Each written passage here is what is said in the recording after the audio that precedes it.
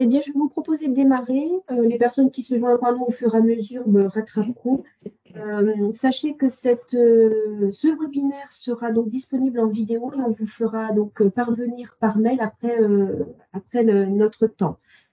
Alors, pour débuter donc notre présentation, déjà, on va se présenter.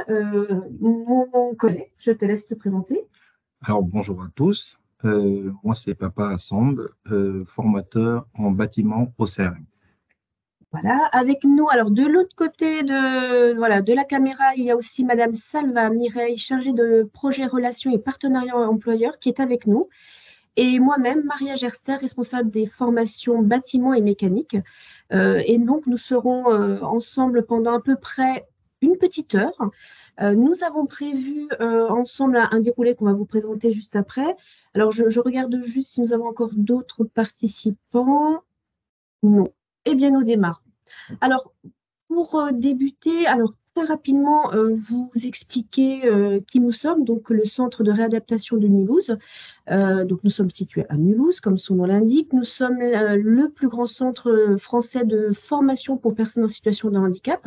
Nous accueillons 416 stagiaires simultanément, avec une offre de formation qui va du CAP jusqu'au diplôme d'ingénieur dans certaines filières. Ces stagiaires, alors nous les appelons stagiaires, c'est notre vocabulaire pour parler des apprenants, de bénéficiaires que vous nous envoyez si vous êtes MDPH, si vous êtes orienteur prescripteur, voilà. Donc notre vocabulaire, on parlera de stagiaires durant cette présentation. Donc notre offre de formation couvre une trentaine de métiers, métiers de la santé, métiers des services aux collectivités comme agent d'entretien, gardien d'immeuble, je cherchais les noms, les métiers du tertiaire, les métiers de l'animation, l'automatisme, le développement, l'informatique et notre filière à nous, le bureau d'études, on va dire spécifique bâtiment et mécanique. Voilà. Donc voilà un petit peu une présentation très succincte que vous retrouvez sur notre site internet si besoin. Alors j'ai appelé ça le chantier de l'après-midi, hein, vous comprendrez le lien au thème bâtiment. Donc une première partie où l'idée c'est de vous présenter un peu les métiers de bureau d'études en bâtiment, qu'est-ce qui se cache derrière ces métiers. Ensuite, un temps sur la présentation de l'offre de formation que nous avons dans l'établissement. Alors, vous verrez, hein, je ne rentrerai pas dans les détails de l'offre, mais que vous ayez en fait le schéma de la filière possible chez nous. Et un dernier temps sur le parcours au CRM, c'est-à-dire ce qui se passe avant l'entrée en formation. Je vous parlerai un petit peu voilà, de ces étapes en amont d'une entrée en formation. Voilà, on sera à peu près sur 45 minutes de présentation. Alors, on va beaucoup parler, alors vous allez beaucoup écouter. On va essayer aussi de dynamiser un petit peu ce temps de 45 minutes en vous posant des questions. Donc, il y aura des temps où on va vous poser des questions, où vous serez amené aussi à participer. Euh, et il y aura un temps donc final à peu près 10-15 minutes où on vous laissera un temps voilà, de questions, hein. Si jamais vous avez des questions très spécifiques, on aura ce temps final pour échanger. Alors, au niveau des premières parties qu'on voulait vous présenter, parce que ce webinaire dédié au métier bureau d'études en bâtiment, ça nous paraissait normal de vous expliquer qu'est-ce qui se cache derrière. Les métiers, hein, donc ça veut dire qu'il y en a plusieurs, et on voudrait démarrer avec vous sur une question qu'on vous pose, à savoir, selon vous, quel est le métier qui se cache derrière le bureau d'études en bâtiment? Et pour ce faire, je vais vous proposer en fait un petit sondage qui devrait apparaître sur votre écran. Euh, alors, une fenêtre qui s'ouvre au milieu de votre écran et qui vous pose cette question. Quel métier se cache derrière le bureau d'études? Et je vous invite à me proposer alors un, deux, trois métiers que vous avez en représentation en lien avec ces métiers et de cliquer sur envoyer. Je vous demande de ne pas mettre d'article, donc de mettre uniquement le métier directement. Voilà, je vois des choses qui arrivent. Donc, je vous laisse là 1 ou 2 minutes pour me faire ces propositions.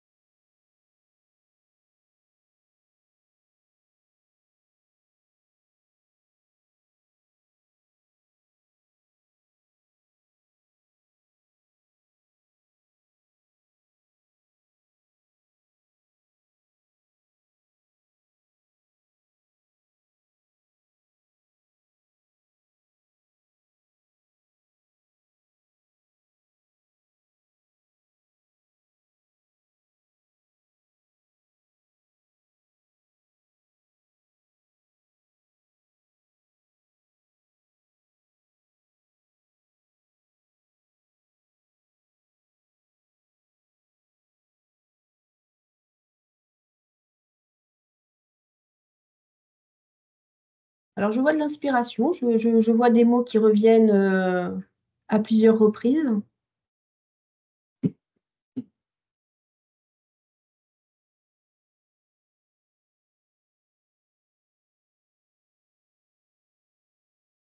Allez, je vous laisse encore quelques secondes, puis on va un petit peu regarder ce que vous avez noté.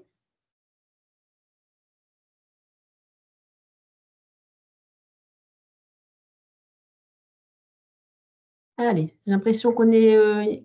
Ah, il y a encore du mouvement.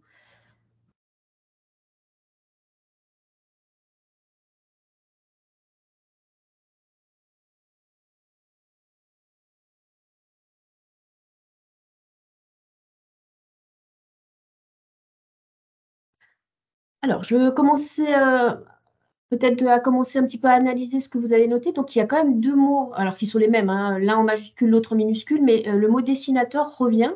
Donc, a priori, alors moi, je peux vous dire, il y a 6 personnes, 12 personnes hein, qui ont mis en avant la notion de dessinateur. D'autres mots, alors qui viennent en périphérie, architecte, assistant, maîtreur. Alors là où on sent qu'il y a déjà du vocabulaire et en tout cas une connaissance de ces métiers-là, construction, urbanisme, économiste, Prix, études, prix, ouais. efficacité énergétique, Ah. Bon, en tout cas, AutoCAD. AutoCAD. Ah, donc un outil. Là, on parle outil. Eh bien, ça continue. Hein. Ingénieur, AutoCAD revient, oui. Ok. Alors, au final, on avait besoin de savoir d'où vous partiez dans vos représentations. On est plutôt juste. Oui. Voilà, comme on ne savait pas trop quelle représentation vous aviez, on voit quand même déjà une représentation sur les métiers. Les métiers reviennent, hein, dessinateur, maîtreur, économiste. Après, des mots en périphérie, comme AutoCAD, qui est un outil, Archicad, voilà, je le vois arriver, qui sont davantage de l'ordre de l'outil. La notion de prix, alors là, c'est plutôt de la méthode, la notion d'étude. Donc, effectivement, là, vous êtes dans une représentation assez rapprochée hein, de ce que... Ah ben, ça continue, décidément. Décidément. Oui, c'est tout à fait ça. Alors, ce que je vais vous proposer, on va s'arrêter là pour ce temps de sondage. Je vais vous proposer, qui continue, hein, de fermer la fenêtre donc au milieu de votre écran pour qu'on puisse revenir sur la présentation. Et nous voulions en fait, avant même de rentrer dans les métiers pour lesquels vous êtes déjà assez proche de la réalité, vous faire un rappel des métiers de manière très générale dans le bâtiment. Donc, les métiers, on va retrouver les métiers qui sont liés à la conception et à l'étude. Donc, on va retrouver des métiers, vous l'avez dit, de maîtreur, de dessinateur, de responsable d'études. Alors, on verra plus tard dans notre offre de formation quel type d'études. Donc, c'est ceux qui sont à l'origine d'un projet, c'est ceux qui imaginent un projet. Ensuite, donc si je suis un petit peu une logique de construction, la deuxième étape serait la structure et le gros œuvre. Donc en gros, l'idée c'est de poser la première pierre du bâtiment, de l'édifice, avec des métiers de type maçon. Alors qu'est-ce qu'on a? Conducteur d'engin. Alors moi je prends ma petite liste, hein, je ne les connais pas tous. Tous ceux qui à un moment vont poser, on va dire, les fondations et les murs de la construction. Ensuite, on va avoir tous les métiers liés à l'enveloppe extérieure. Donc là, on va plutôt protéger l'extérieur et vivre à l'intérieur. Donc, on va avoir le coureur, le menuisier qui va intervenir. Ensuite, nous avons tout ce qui est équipement technique avec les métiers de plombier, chauffagiste, électricien. Ensuite, il faut aller vers les finitions et l'aménagement. On va retrouver tout ce qui est peintre, carreleur.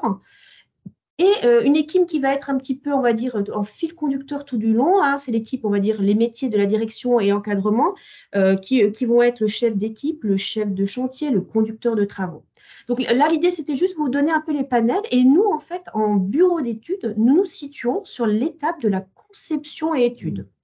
C'est-à-dire que c'est le point de départ de tout projet en bâtiment, hein, que ce soit sur de la maison individuelle ou sur du collectif. Il faut partir d'une conception et d'études. Et les bureaux d'études interviennent dans cette première étape-là qui va servir Effectivement. à tous les autres métiers qui vont suivre, qui vont s'appuyer sur cette phase de conception. Alors, pour le coup, on va affiner, on va aller un petit peu en entonnoir, on va rentrer du coup dans cette partie conception et études, donc dans le bureau d'études, pour vous présenter les métiers, alors des métiers du coup que vous avez cités en nombre. Et je laisse la parole du coup à Papa pour cette présentation. Oui, alors rebonjour à tous. Alors là on voit le métier, en premier, le métier de dessinateur, projeteur, qui lui, avec des outils simples, va commencer à dessiner sur papier. Après, passer sur l'ordinateur, du DAO, dessin assisté par ordinateur, pour pouvoir produire des plans. Des plans. Alors, des plans de pose. D'accord. On va essayer de parler plus fort pour que ça soit plus audible. Oui, alors je disais que dans un premier temps, on va vous présenter le métier du dessinateur projeteur qui, lui, va dessiner des plans, mais avec à la base des outils simples. Après, pour pouvoir passer sur l'ordinateur, donc dessin assisté par ordinateur, DAO, pour pouvoir produire des plans de pose, des plans de fabrication et des plans d'exécution. Voilà. Après, on va passer au maîtreur. Le maîtreur, lui, contrairement au dessinateur, ne dessine pas du tout. Par contre, il va utiliser les plans de l'architecte ou du dessinateur pour pouvoir établir des devis quantitatifs et estimatifs. Après, on a l'économiste de la construction. Plus poussé que le maîtreur, toujours, il ne dessine pas, lui aussi. Il va plus travailler sur l'aspect économique de la conception jusqu'à la réalisation du projet. Après, on a le BIM modeler, lui qui est dessinateur, mais exclusivement en 3D. Son métier, c'est de regrouper dans une maquette numérique tous les plans des lots, tous les plans de tous les intervenants du projet. Donc, il les regroupe sur une maquette numérique qui est appelée maquette collaborative. Après, on a le technicien en optimisation énergétique. Alors lui, son travail, c'est de réfléchir à la technique, à une solution pour faire économiser de l'énergie aux clients, tout en essayant d'impacter l'environnement le moins possible. Voilà en gros les métiers de ce secteur-là en bureau d'études. Donc, ce sont des professionnels qui vont intervenir soit sur la construction en maison individuelle ou sur de l'immeuble collectif. Effectivement. Donc, c'est pour ça que là, le schéma était un peu à cheval sur les deux, c'est-à-dire on peut trouver du dessinateur qui fait de la maison individuelle, comme de l'immeuble. Oui. Le maîtreur, de la même manière, peut intervenir en maison individuelle ou sur de l'immeuble. Exactement. Et le modeleur aussi. Voilà. Dans quelle entreprise on peut les retrouver? Quelles seraient un peu les entreprises où on retrouve ces professionnels? Alors, en projeteur, on peut dans un cabinet d'architecte ou dans des bureaux d'études, que ce soit bureau d'études structure, fluide, électricité, sanitaire, CVS. Le maîtreur aussi dans des cabinets d'architectes, ils peuvent avoir des maîtreurs. C'est aléatoire, tout dépend du plan d'action de l'entreprise et exactement sur quel domaine il l'exerce. Merci. Alors, dans la réalité de ces métiers-là, on avait envie de vous mettre en avant un petit peu ce sur quoi ils doivent s'appuyer pour exercer leur métier. Et là, on voulait faire le lien avec potentiellement vos usagers, nos potentiels stagiaires. Déjà, ce sont des métiers qui sont essentiellement sédentaires, sur des postes sédentaires, où il va y avoir un usage autour de l'ordinateur. Aujourd'hui, que ce soit le dessinateur, le maîtreur, l'économiste, même le technicien de l'optimisation énergétique s'appuie sur des outils numériques. Et donc, il passe énormément de temps sur ordinateur. Donc, voilà, j'ai noté en position statique prolongée, le dessinateur peut passer des journées à dessiner, à dessiner, à dessiner. Donc, l'idée, c'était de vous mettre un petit peu les aspects du métier pour que vous puissiez faire le lien avec les usagers. Ce sont des métiers où il faut avoir la capacité de communication. C'est-à-dire que même si on dessine, à un moment, c'est à destination de quelqu'un. C'est à destination d'un client, c'est à destination d'équipes qui vont être sur le terrain. Et il faut avoir cette capacité de communication. Alors moi, j'ai mis synthèse, puisqu'il faut apporter une information claire et précise à l'interlocuteur. Il faut avoir une bonne capacité de vision 3D.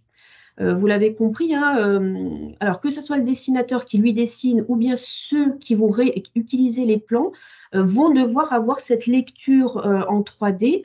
Aujourd'hui, de plus en plus, effectivement, on a de logiciels 3D. Oui. Alors, vous en avez cité, hein, Archicad pour ceux qui l'ont cité. Alors, il y en existe d'autres. Oui. Mais effectivement, il faut avoir cette capacité de projection, c'est-à-dire de pouvoir visualiser son espace sans forcément y être physiquement. Et ça, ce n'est pas donné à tout le monde.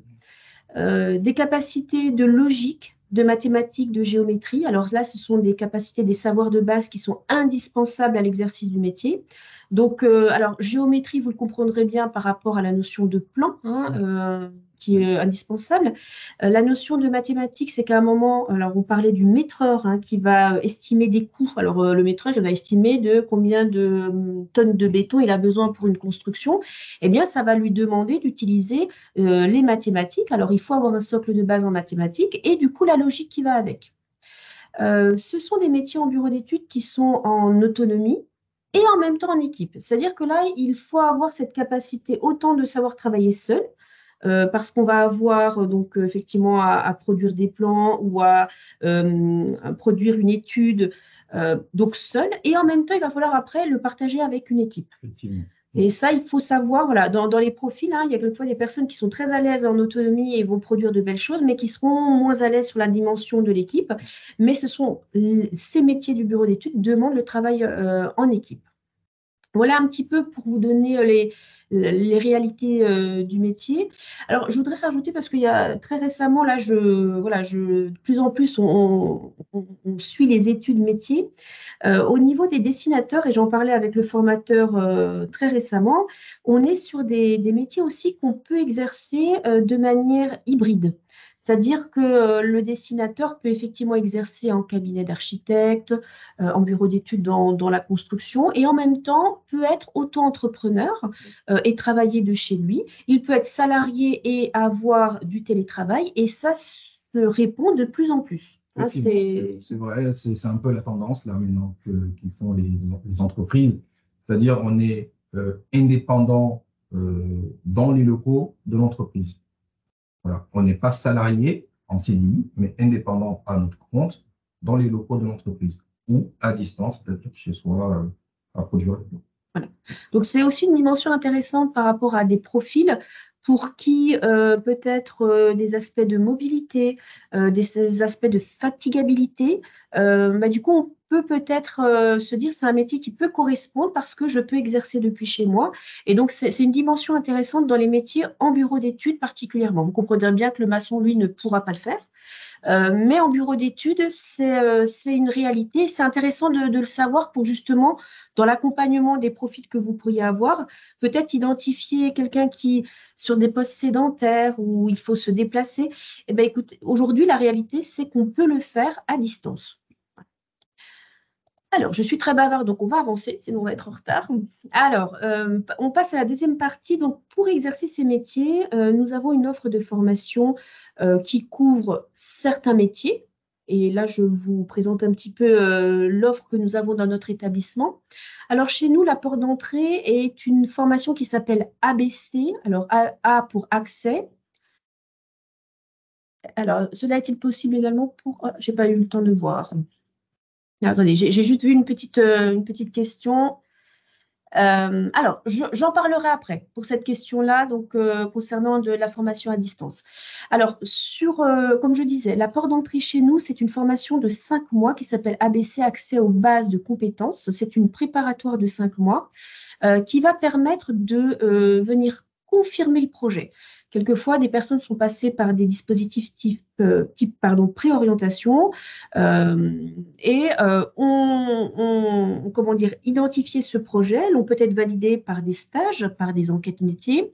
La préparatoire vient vérifier que le métier effectivement est en adéquation avec la situation de handicap, vérifier la réalité. Quelquefois, on a, voilà, dans l'enquête métier qu'on mène, on dit oh, bah, c'est super, on est assistant architecte, on est dessinateur. Là, on est vraiment dans la préparatoire, dans le métier, on les prépare à la réalité du métier. On les remet à niveau dans cette préparatoire pour leur permettre d'avoir le socle minimum, on va dire, de savoir de base. Hein. On a vu tout à l'heure géométrie, maths, logique, pédagogique. Alors, il faut aussi savoir, en bureau d'études, il faut avoir cette capacité aussi d'écriture, hein, puisqu'on dessine. On ne fait pas que dessiner. Dans la communication avec les interlocuteurs, on est souvent dans l'oral, mais aussi beaucoup par mail. Hein, on utilise énormément le mail. Donc, en ABC, on va venir vérifier qu'il y a ce socle de base minimum nécessaire à l'exercice des métiers en bureau d'études. À l'issue de cette formation, donc de 5 mois, le stagiaire va être soit orienté vers un niveau 4, bac, soit vers un niveau 5. Comment est-ce qu'on identifie les niveaux? On fait passer une batterie de tests avec donc des psychologues du travail qui nous accompagnent durant les 5 mois de préparatoire pour pouvoir positionner le stagiaire sur le niveau le plus adapté. Ce que je n'ai pas dit avant de passer à la présentation de l'offre qualifiante, c'est qu'en préparatoire de 5 mois, on demande aux stagiaires de faire un stage de 2 à 3 semaines, qui nous permet à nous de venir conforter et valider le projet sur le plan des capacités, du potentiel d'apprentissage et aussi de l'adéquation handicap-métier. Donc, pour les formations qualifiantes, donc deux niveaux. Donc, nous avons les diplômes de dessinateur projeteur, donc qui s'appelle technicien d'études du bâtiment en dessin de projet. Donc, ça, c'est le titre professionnel qui porte ce nom pour le dessinateur projeteur. Et nous avons TMB, qui est le technicien maîtreur du bâtiment. Donc là, on est sur du niveau 4 et sur du niveau 5, vous allez trouver le BIM modeleur du bâtiment, donc le dessinateur, hein, c'est toujours un dessinateur, mais voilà, exclusivement en 3D et collaboratif. Nous avons ensuite le diplôme qui s'appelle TESBEC, technicien supérieur du bâtiment en économie de la construction, hein, les économistes de la construction. Alors, on a aussi un titre professionnel que nous avons dans la maison depuis quelques années qui s'appelle donc technicien supérieur du bâtiment, études de prix. Alors, on ne l'a pas présenté alors très volontairement dans les métiers. Disons que c'est je dirais que c'est Il va faire que de l'étude de prix. Oui. Il ne va pas aller chercher plus loin que l'étude. Il cherche des prix. Il cherche des prix.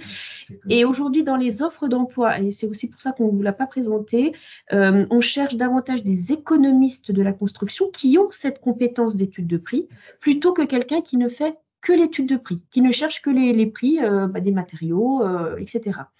Nous avons quand même ce titre professionnel depuis quelques années dans la maison, mais en termes de débouchés, c'est un titre aujourd'hui qui est davantage rattaché à économiste de la construction. Oui, effectivement, c'est que le patron, lui, s'il a 2 CV sur son bureau et qu'il y a un économiste qui a d'autres compétences, en même temps les compétences d'étude de prix, le choix est rapidement fait. Oui, tout à fait.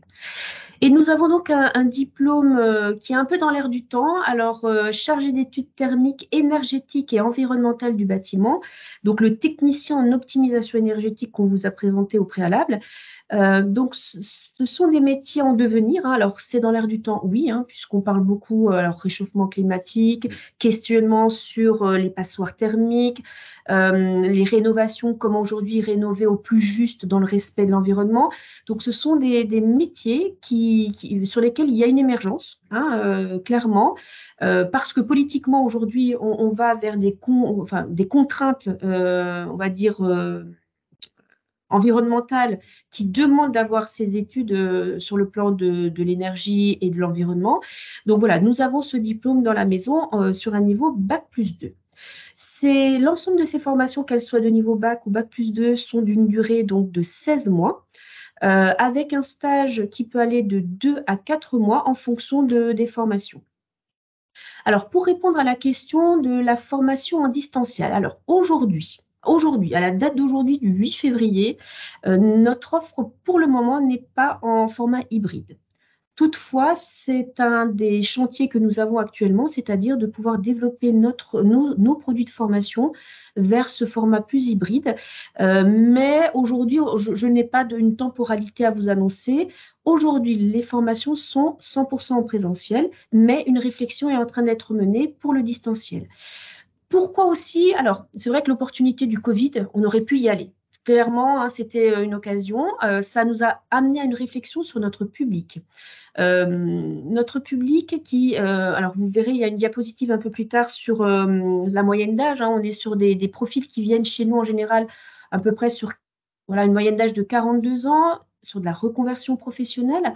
Le fait de leur proposer une formation distancielle, pour certains, ça peut être compliqué. Pourquoi? Parce qu'ils ont souvent dû attendre l'entrée en formation dans un établissement comme le nôtre, hein.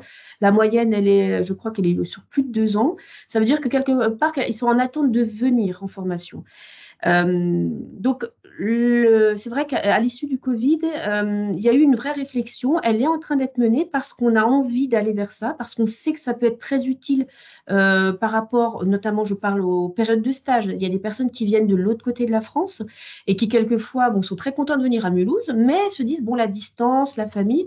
Donc, on sait que on doit tendre vers ça pour que la personne qui vient chez nous puisse suivre la formation, permettre d'avoir un pied sur son territoire et sur son réseau professionnel. Et je réponds, puisque je vois en même temps les questions. Oui, 16 mois plus 5, effectivement, un parcours préparatoire plus qualifiant, effectivement, est sur une base de cette durée-là. Donc, on est sur moins de 2 ans. Hein. Alors, quelquefois, il y a même une interruption entre la préparatoire de 1 ou 2 mois. Donc, il faut compter à peu près 2 ans pour un parcours préparatoire plus qualifiant. Voilà, une autre question. Oui, c'est disponible et je vois que ma collègue vient de vous mettre le lien justement sur le contenu des formations, hein, un lien qui vous permet d'accéder au descriptif des formations. Alors, on continue sur notre présentation. Alors, au niveau de nos formations, alors je l'ai appelé le plus de nos formations. Nos formations, elles ont une notion d'adaptation, c'est-à-dire on va réfléchir par rapport au public accueilli, à savoir sur le temps de formation. Je vous disais juste avant 16 mois pour une formation qualifiante. Si vous allez dans le droit commun, vous pouvez trouver les mêmes produits de formation sur 9 à 12 mois. Notre choix de faire plus long, c'est aussi de prendre le temps avec le profil de stagiaire que nous accompagnons. Quelquefois, il y a des personnes qu'il faut remobiliser tant sur le plan cognitif pour les apprentissages, mais aussi sur le plan social, sur le plan aussi de la motivation. Donc, ça prend plus de temps. Notre format d'accueil, c'est des petits groupes, maximum 12 stagiaires, avec des équipements adaptés aux objectifs de la formation.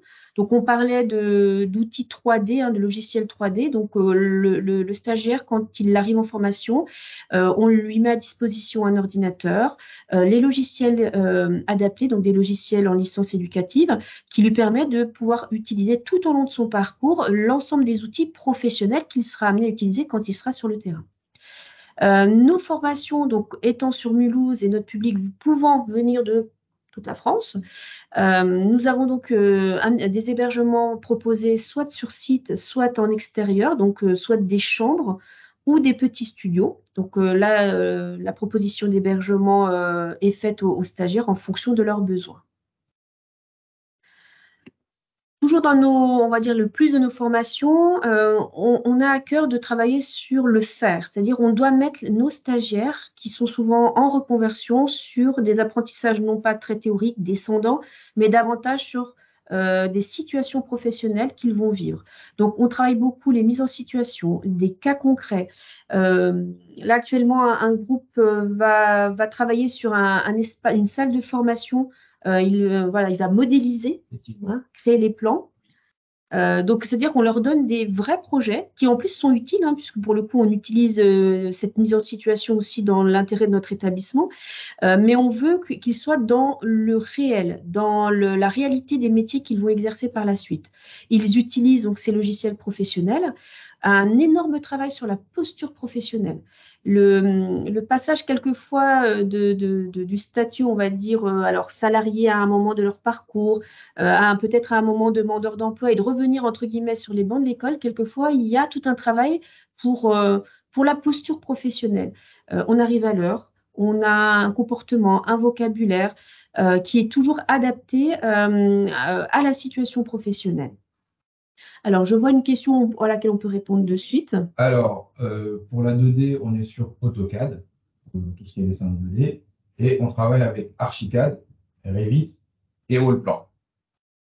Voilà. Et on a aussi des logiciels de montage pour les insertions paysagères. On a QMotion, Atlantis et Photoshop. Et au niveau des logiciels, souvent, on est aussi attentif au territoire parce qu'on s'est rendu compte d'un territoire à l'autre. En fait, les professionnels, les architectes, les différents professionnels n'utilisent pas les mêmes logiciels. Donc, on fait aussi en sorte que, au regard du territoire du stagiaire, on puisse aussi être vigilant à quel outil on va plus pousser les apprentissages, même s'ils sont amenés à avoir les logiciels. Mais à un moment, on va essayer de pousser peut-être l'expertise sur l'un ou l'autre des logiciels par rapport à leur territoire. Et ça, souvent, c'est le stage qui nous donne cette lecture sur mon territoire. J'utilise essentiellement du Revit. Eh ben, on va utiliser du Revit et on va pousser les apprentissages sur ce logiciel-là. Toujours sur nos formations, alors nous avons à cœur de travailler l'insertion professionnelle, c'est-à-dire que notre discours dès le démarrage, que ça soit dès la préparatoire, durant la formation qualifiante, voilà, tout du long du parcours, c'est de leur rappeler que la finalité du parcours, c'est un retour à un emploi durable, adapté à la situation de la personne. Et ça, c'est important pour nous.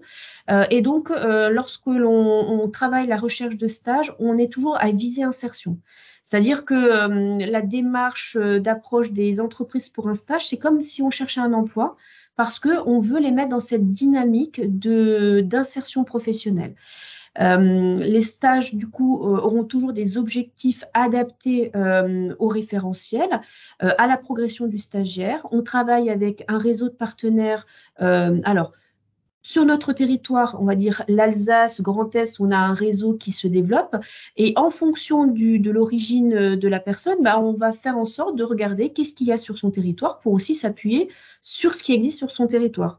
Donc, un stagiaire, s'il souhaite faire son stage chez lui, Bretagne par exemple, on va davantage l'encourager parce qu'on sait que le stage, c'est aussi un pied dans un réseau professionnel et donc l'insertion, elle est au bout du chemin. Donc ça nous tient à cœur. On ne contraint pas le stagiaire à faire un stage sur notre territoire, sur Mulhouse et environnement. Et pour accompagner donc ce travail sur l'insertion, nous avons sur notre établissement des chargés d'insertion professionnelle qui accompagnent ce travail pour du stage et aussi pour de l'emploi. Et alors, dernier aspect que je ne vais pas lire parce que vous allez vous en rendre compte, c'est qu'autour du stagiaire, autour de la personne, on ne va pas mettre que de la pédagogie, on ne va pas mettre que des apprentissages, on est une équipe pluridisciplinaire. Souvent, le stagiaire est assez surpris de voir, oh là là, ben, il y a un formateur, mais il y a plein de monde autour de lui. Oui, parce que oui, le formateur reste un référent.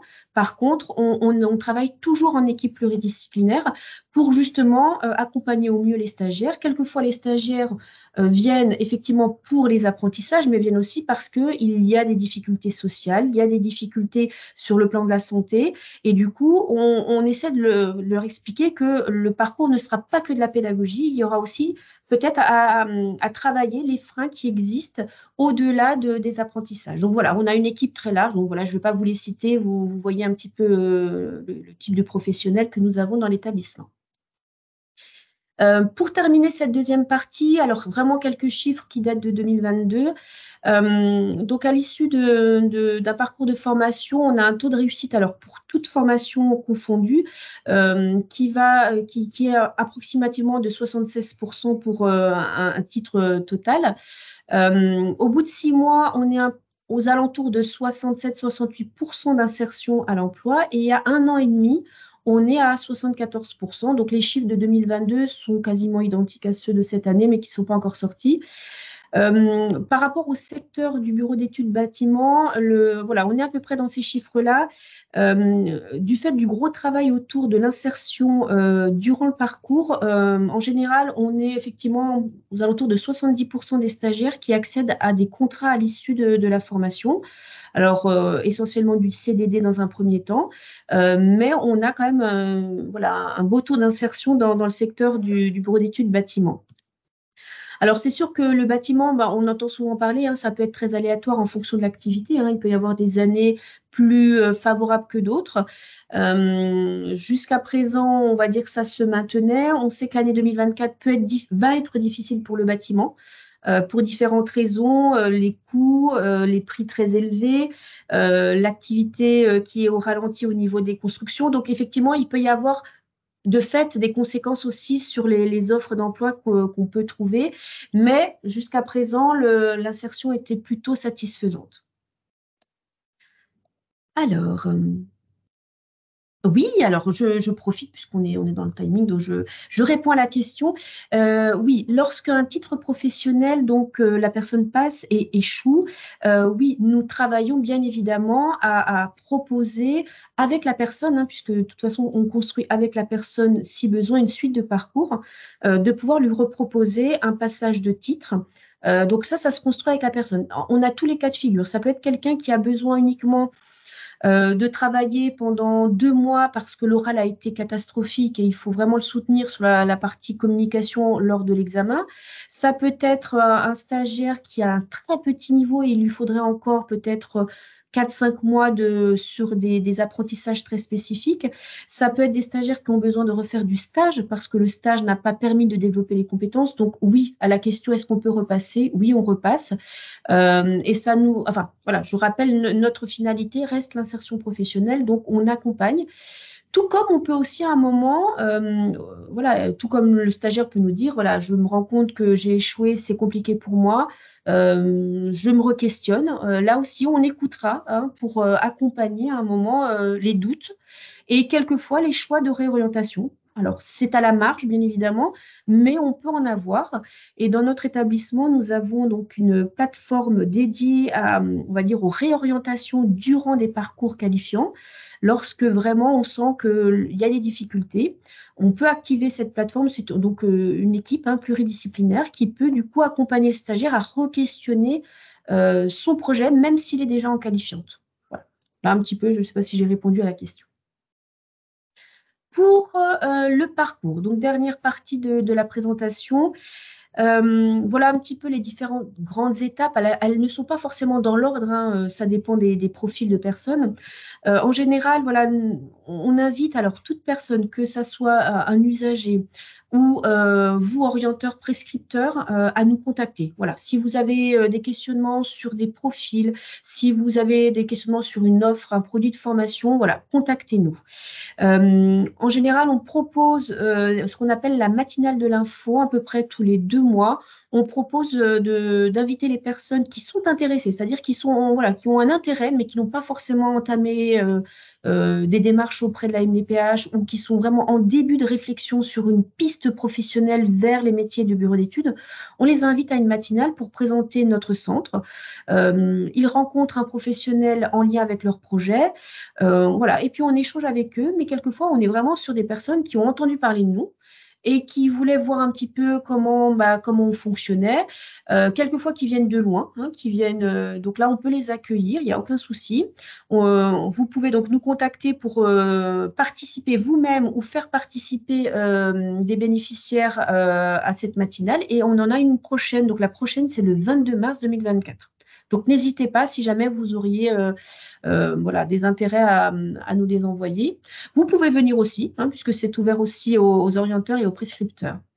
Il y a l'étape de la demande à la MDPH. Donc, quel que soit l'ordre, j'aurais envie de dire, à un moment, il y a cette étape indispensable. Et ensuite, ça nous amène à ce qu'on appelle le pré-accueil, l'étape du pré-accueil. Donc, en général, ça se passe environ 2 mois avant une entrée de formation.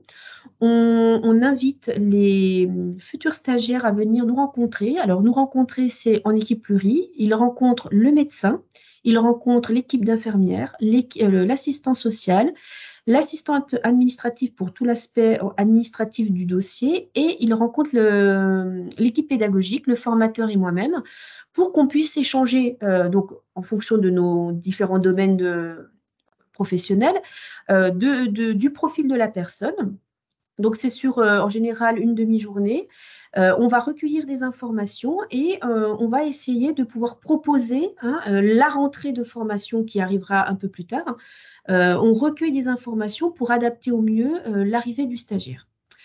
Donc le préaccueil, voilà, je vous disais entre 2 mois et voilà, entre 1 mois, 2 mois avant la formation. Là, je vois des questions qui arrivent. Le préaccueil, de toute façon, c'est une étape obligatoire, c'est-à-dire on ne fait pas rentrer une personne sans avoir eu cette étape-là, particulièrement pour les adaptations en lien avec la pathologie. Très important.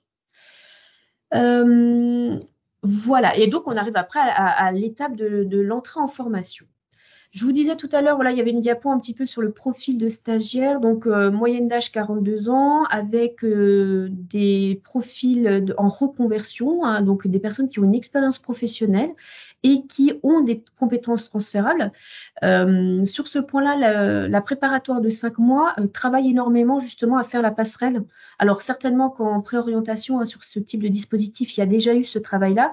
Et nous, du coup, on passe à l'étape suivante, c'est-à-dire de faire réellement le travail vers les métiers en bureau d'études bâtiment. Nous avons des stagiaires qui viennent de toute la France, avec un statut de stagiaire de la formation professionnelle, rémunéré par la région. Voilà un petit peu le profil de stagiaire. Nous arrivons tranquillement au terme de notre présentation, de notre webinaire. Alors, déjà, bon, alors c'est peut-être pas une conclusion, mais de vous dire, si vous avez un candidat, un bénéficiaire qui a un projet vers ces métiers, les métiers de bureau d'études, si vous avez au contraire des candidats qui n'ont pas encore de projet, mais qui ont quelque part une expertise ou une expérience dans le bâtiment, ou des candidats qui auraient des doutes, ils se disent bah, pourquoi pas, mais je ne sais pas trop, n'hésitez pas, contactez-nous vraiment. Souvent, on arrive à échanger avec vous qui accompagnez et ensuite aussi avec la personne que vous accompagnez. On apporte déjà un maximum d'informations et ça peut lever des doutes. Ça peut aussi à un moment dire bah, au final, en échangeant avec nous, ça ne correspond pas du tout au projet. Mais voilà, n'hésitez pas, nos équipes sont là pour répondre à vos questions. Nous avons aussi donc un site internet sur lequel vous pouvez retrouver donc les informations de nos offres de formation. Je vous ai mis donc sur cette diapo le nom de l'assistante de formation si jamais vous souhaitez nous contacter. Alors, sachez que ces informations-là, vous les aurez en résumé dans donc, la vidéo que vous aurez. Vous aurez donc aussi mon nom et le numéro de téléphone pour nous joindre, puisque je vais vous envoyer un mail avec les coordonnées. On est aussi sur les réseaux sociaux, Facebook, LinkedIn, Instagram. Donc, voilà, vous pouvez nous suivre. On vous a mis aussi un QR code, alors du coup, qui est en lien avec ce que Madame Salva vous a mis dans la conversation, à notre catalogue de formation, toutes formations confondues. D'accord, là, vous retrouverez l'ensemble de la trentaine de métiers auxquels on forme. Alors, je vous propose du coup un petit temps de questions. On est à 45, pile poil. Hein, j'ai envie de dire qu'on a bien respecté le temps. Donc, on a déjà répondu à certaines questions au fil de notre présentation. Mais voilà, si vous avez d'autres questions, on vous propose là quelques minutes où on peut répondre. Alors, je vous propose d'y répondre en tapant dans la conversation sur votre droite. Et puis, on se fera un plaisir d'y répondre. Voilà, donc je vous laisse s'il y a l'une ou l'autre question. Ah, peut-être pas. Peut-être qu'on a été extrêmement clair.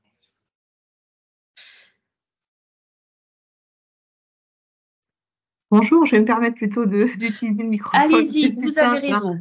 Oui, oui, bonjour. Une question. Bonjour, concernant des gens qui envisageraient un titre Bac+2, il y a quand même des prérequis au niveau des maths, de la géométrie, des choses comme ça. Comment identifier si déjà la personne répond à ces prérequis-là? Est-ce que c'est vous qui faites passer des tests en amont, oui, avant même d'intégrer la personne sur les 5 mois? Ou Alors, on va parler de prérequis, effectivement. Donc, je vous parlais des maths. Au niveau de l'étape du préaccueil, on va prochainement proposer des tests de positionnement. C'est-à-dire que avant même qu'il rentre en formation, on va tester voilà, ces tests pour avoir une meilleure lecture du niveau de la personne. Après, si je devais parler de manière très concrète, ce qu'on attend, c'est qu'il y ait une maîtrise des 4 opérations. Alors, je vais être un peu basique. Voilà, il faut avoir cette maîtrise-là. La préparatoire, il y a un volume énorme de maths, oui. Hein, voilà, puisque voilà, on peut avoir quelqu'un qui a une très bonne connaissance du bâtiment, et je vois justement une question concernant le profil bâtiment. mais qui est très éloigné des savoirs de base, notamment des maths, et qui pour autant ferait un très bon professionnel en bureau d'études. Et donc, c'est vrai que la préparatoire va partir du niveau de la personne. Après, c'est sûr qu'en 5 mois, on ne peut pas faire une remise à niveau et reprendre l'ensemble des, on va dire, des cours de maths. Nous pouvons faire passer ces tests de positionnement pour avoir une meilleure lecture. Donc ça, c'est une première réponse. En prérequis, j'aurais tendance à dire, ne vous limitez pas. Parce que là, on a de très beaux profils. Je vous disais juste avant, des personnes qui viennent du bâtiment, qui étaient manœuvres, ouvriers, qui ont malheureusement eu des usures voilà, au niveau des membres et qui pour autant sont arrivés en nous disant mais moi je suis sortie de l'école très très tôt, très bien et lorsqu'on échange avec eux, ils ont une vision et une projection au métier qui est très juste. Et l'idée, ce n'est pas de les mettre en difficulté, mais les 5 mois vont nous permettre déjà de voir d'où ils partent et de les emmener en 5 mois là où on peut les emmener. On a déjà été amené à demander dernièrement pour 2 stagiaires de prolonger, de faire un deuxième ABC parce que la personne au final est complètement dans le projet, mais le niveau, voilà, c'est une personne qui lui faut un peu plus de temps et donc on a demandé à la MDPH pour pouvoir continuer le parcours de faire un deuxième ABC pour avoir le temps nécessaire d'arriver au socle minimum pour après passer en formation qualifiante. Je voulais juste ajouter sur ce que tu es en train de dire, parce que quand ils sont en ABC, effectivement, ils ont un parcours en maths assez conséquent. Et même quand ils arrivent chez nous en qualifiante, on ne les laisse pas comme ça parce qu'il y a aussi une collègue qui vient et qui les suit en maths et en français, à côté des cours techniques qu'on a. Oui, tout à fait. Tout à fait. Et juste pour rebondir sur la question de, je ne vois pas le prénom, PV. Alors, on a plusieurs sortes de stagiaires qui arrivent. Oui. Moi, je me rappelle, j'en ai un qui vient de l'informatique, qui était dans la restauration, même videur. Alors, oui, exact. Donc, ça c'est pas un problème. Après, à nous de les cadrer et de leur enseigner ce métier. Le fait aussi que nos formations soient plus longues qu'en milieu ordinaire, c'est aussi cette volonté de prendre le temps nécessaire pour les amener au niveau requis pour le titre professionnel. Et pour aller au bout de cette question, est-ce que c'est plutôt des profils bâtiment, quelqu'un qui arriverait sans aucune connaissance du bâtiment va bénéficier au début du parcours des 16 mois de ce qu'on appelle, nous, le tronc commun. Alors, c'est les premiers mois de la formation où en fait on va parler de technologie du bâtiment. En fait, on va parler vocabulaire. Alors j'aime bien l'image en général. Monsieur Samb explique aux stagiaires qu'avant même de dessiner un mur, il faut savoir comment on le fait et sur quoi il s'appuie. Et donc le tronc commun va aborder des fondations jusqu'à la charpente, tout ce qu'il y a à savoir pour après pouvoir travailler sur cette conception et étude. Parce que sans savoir ce que c'est qu'un mur, on ne peut pas le dessiner correctement. Ou parler d'une charpente si on n'a jamais abordé les différents types de charpente. Donc, il y a vraiment tout ce travail de fond, vocabulaire, technologie de base du bâtiment qui est abordé dès le démarrage. Alors, on continue sur la question parce que sinon, alors, sur l'hébergement, donc il n'y a pas de frais pour l'hébergement puisque c'est pris en charge dans le cadre donc, de la prise en charge par la sécurité sociale. Donc, voilà, aucun coût. Une fois la personne qui a un accord de la MDPH, quel est le délai pour entrer en formation? Alors, sur les préparatoires, nous avons des rentrées tous les 2 mois. Donc, la prochaine rentrée est en mars, la suivante est en mai, la suivante est en septembre. Voilà, on a un rythme assez soutenu, oui, on peut dire soutenu, qui va ensuite permettre de se connecter aux formations qualifiantes. Pour les formations qualifiantes, on a une rentrée tous les 8 mois. Voilà. Donc, il peut y avoir quelquefois une interruption entre une préparatoire, 3 mois d'interruption parce que la rentrée se fait que 3 mois plus tard. Mais on a quand même un rythme assez régulier. On n'a pas un rythme de tous les 16 mois. Voilà, si c'était la question. Y a-t-il une certaine mixité sur le secteur? Alors, hommes-femmes. On a des dames qui viennent dans le secteur. Alors oui, plus d'hommes. Plus d'hommes, mais Voilà. il y a des dames. Voilà.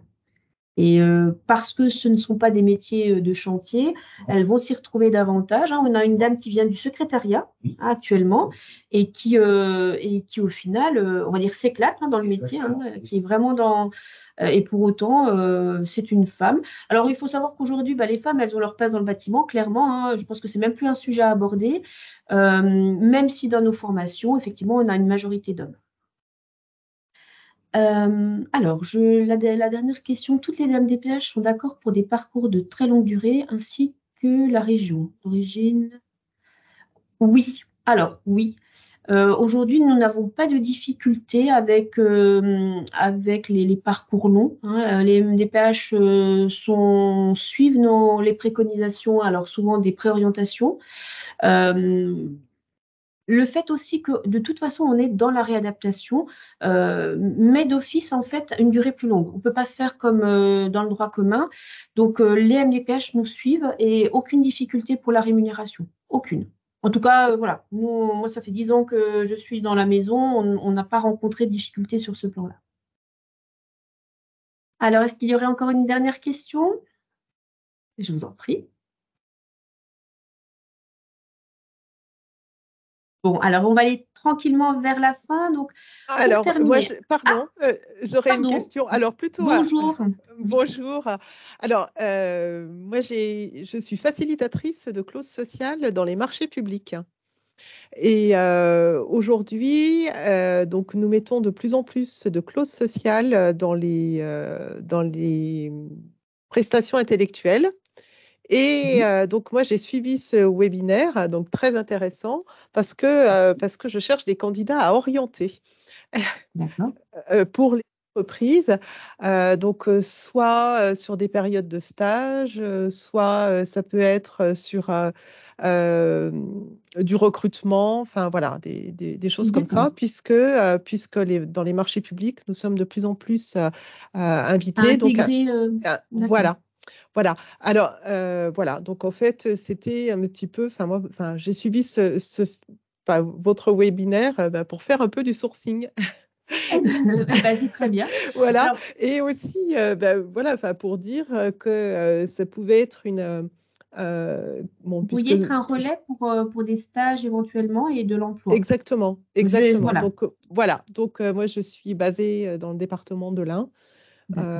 Et je travaille avec des bureaux d'études ou des cabinets d'architectes, donc qui sont souvent sur la région lyonnaise ou sur le département de l'Ain. Voilà. D'accord, ok.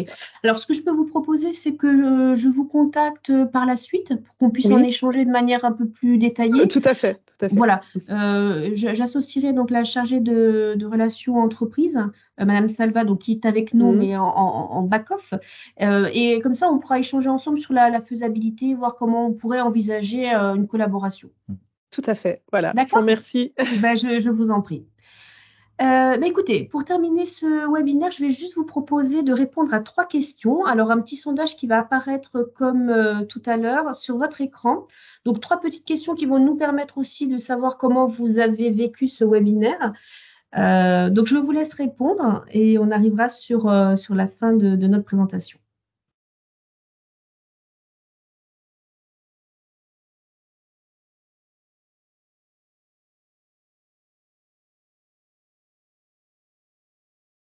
Voilà, je vous laisse répondre. En tout cas, je vous remercie d'avoir participé à notre webinaire. Vous recevrez certainement demain la vidéo et les contacts si vous avez besoin de plus d'informations. Merci de votre participation et je vous dis à très bientôt. À tout le monde. Merci à vous. Merci. Au revoir.